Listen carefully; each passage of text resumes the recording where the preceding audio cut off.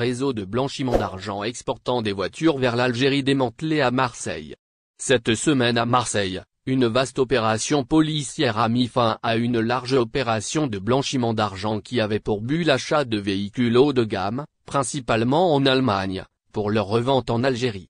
21 individus, soupçonnés d'être impliqués dans le blanchiment de fonds issus du trafic de drogue, sont désormais sous le coup d'une enquête. Selon plusieurs médias français, l'argent en circulation dans ce réseau s'élèverait à près de 50 millions d'euros. D'innombrables objets de valeur ont été saisis, notamment des œuvres d'art, des voitures de luxe et des bouteilles de vin prestigieux. Parmi les possessions confisquées, une toile de combat, une sculpture du célèbre artiste César, des centaines de bouteilles de Grand Cru et une multitude de biens de luxe. L'argent de la drogue semble avoir servi à l'acquisition d'articles de grande valeur.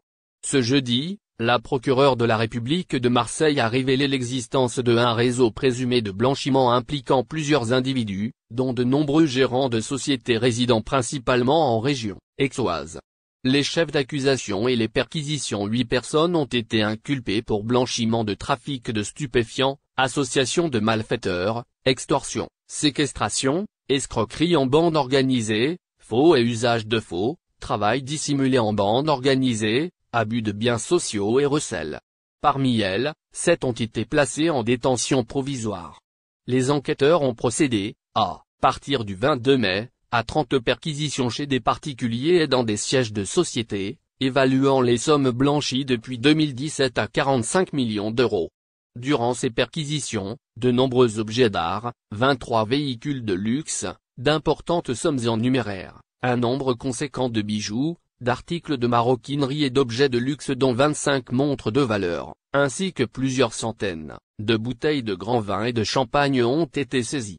Le déroulement du blanchiment et la suite de l'enquête. Les sociétés suspectées d'être impliquées dans le blanchiment d'argent recevaient des virements ou des chèques provenant d'entreprises du BTP en échange de la remise d'importantes sommes d'argent liquide issues d'activités illégales, notamment le trafic de stupéfiants, d'après le procureur.